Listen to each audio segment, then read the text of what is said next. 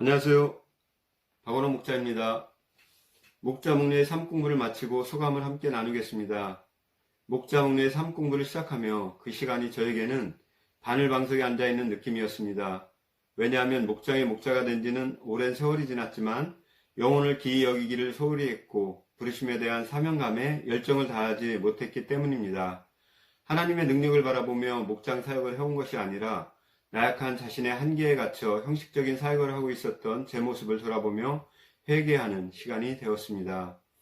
현재 사역 가운데 가장 어려운 것이 있다면 무엇입니까? 라는 질문이 교재에 나옵니다. 가장 힘든 문제는 외부의 원인이 아니고 내 자신이 예수님의 사랑과 은혜를 받았지만 그 사랑과 은혜를 다른 사람들에게 전해야 한다는 영혼 구원의 사명감을 중요하게 여기지 않고 내 자신의 유익과 안락을 우선하며 살아온 제 자신의 모습이었습니다.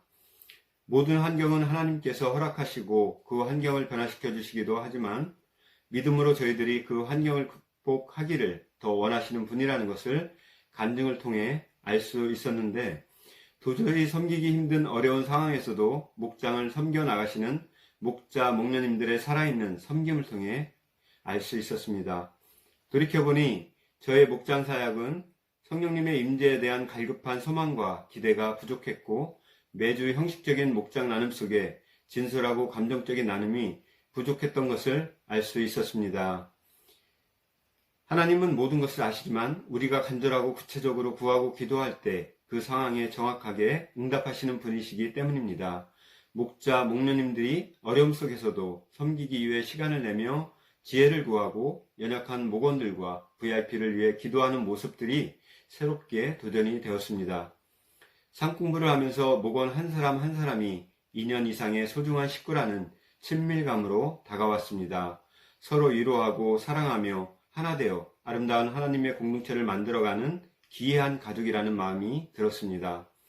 삶 공부가 진행되면서 마음의 위로와 평안이 찾아왔습니다. 사역은 내가 하는 것이 아니라 하나님의 능력으로 하는 것이라는 성경 구절을 통해 기도와 말씀에 더 충실해야 되겠다는 깨달음을 얻었기 때문입니다. 강사이신 임정화 강사님을 통하여 섬김을 배울 수 있었고 함께한 목자 목녀님들과의 나눔에서 서로 공감하고 위로받으며 지혜를 얻을 수 있었습니다.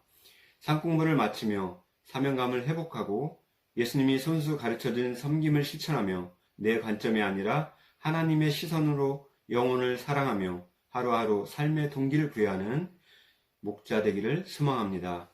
축복의 길을 열어놓고 우리를 부르시는 하나님 아버지께 감사드립니다. 신앙이 지속적으로 성장해가고 하늘에 상급 있는 삶을 살아가도록 삶 공부를 개설하시고 저희들의 적극적인 참여를 독려하시는 담임 목사님께 감사드립니다.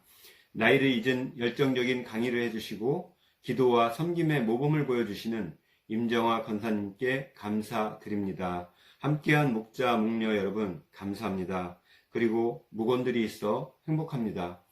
조암제일교회 모든 성도님들이 목장 안에서 행복해지기를 소망합니다. 감사합니다.